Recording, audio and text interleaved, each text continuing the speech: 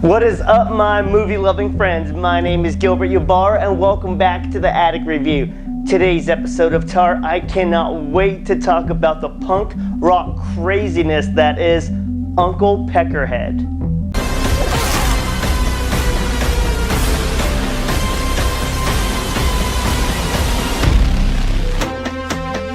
Browsing through Tubi, I stumbled upon this title, read the description, and decided to give it a watch.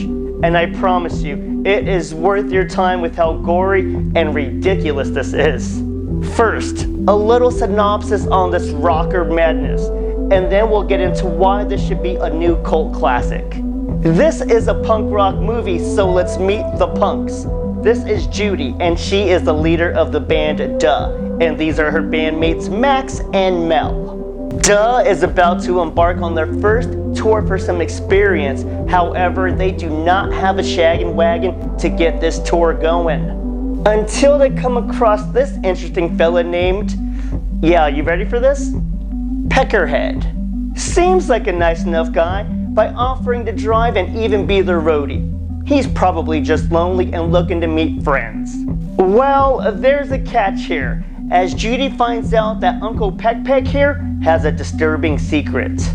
You see, every night at midnight for about 13 minutes, he turns into a man-eating demon, and that old man can eat. Understandably, Judy is freaked the hell out, but he explains to her that he has it under control with a serum. So he's really just a chill guy. Max and Mel treat him like the guy on the couch in Half-Baked and completely trust his ass. And since they still need a ride, the show must go on with him as their driver and eventually their bodyguard. This tour has some bullies at certain stops though, but what do you know? They have a vengeful garbage disposal at their disposal for anyone dumb enough to pick on Duh. Aside from those minor inconveniences, the tour is going great, and they're expecting to be on a showcase when they return home. Good for them. But this is where we begin to spiral, because some asshole band is about to show us the absolute worst side of Peckerhead. Unlike Max and Mel, who completely embraced him the whole time, we were like Judy and knew there was something suspicious about him. We just couldn't figure it out. I mean, aside from him being a demon. So now it appears that no one is safe from this demon roadie as the curtains are about to close. That's all I'm going to say here about the movie, because now here comes the spoilers as to why this movie is so badass. Although the opening 30 seconds piqued my interest, I was a little nervous about this one. The characters and acting seemed a little iffy.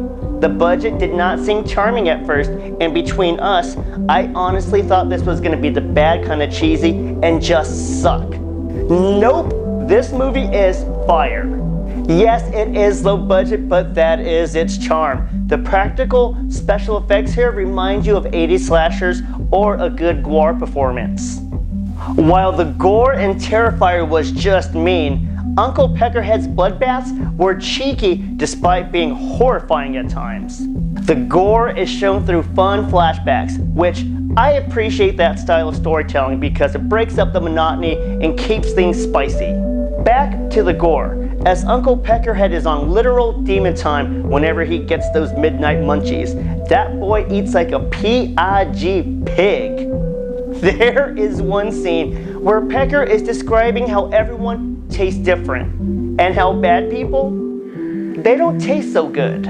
That point is proven in disgustingly funny fashion as Peckerhead eats a shitty person and, well, his reaction to that, oh. I couldn't stop laughing at the resulting violent dookie that he sprayed all over the victim that he was just eating.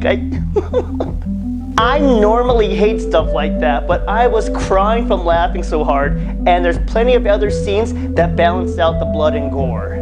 There's a great atmosphere about this film. Very playful despite the blood and guts everywhere. And the music is actually pretty good. I was singing some of those songs, bro. Honestly, I was not expecting this level of gore or terror. I thought to myself, this is just a silly punk rock horror film. No, Peckerhead is actually scary at times. Are you serious? I'm a fucking demon. We saw what he's capable of within the first minute of the film, but when he reveals himself to the first club owner and then ripping apart those disrespectful metalheads in the parking lot, yeah, I began to feel a little apprehensive about Pecky. That's the secret sauce that makes this movie so tasty, is that although Peckerhead is friendly and well-meaning, there is a sinister air around him that we cannot shake. I love that right when Judy is beginning to trust Peckerhead, his malevolence starts to peek through. I mentioned it previously in another review that the last 10 minutes are intense, but the last 60 seconds drop my jaw as we see Peckerhead and his ill intentions for the last show of the movie.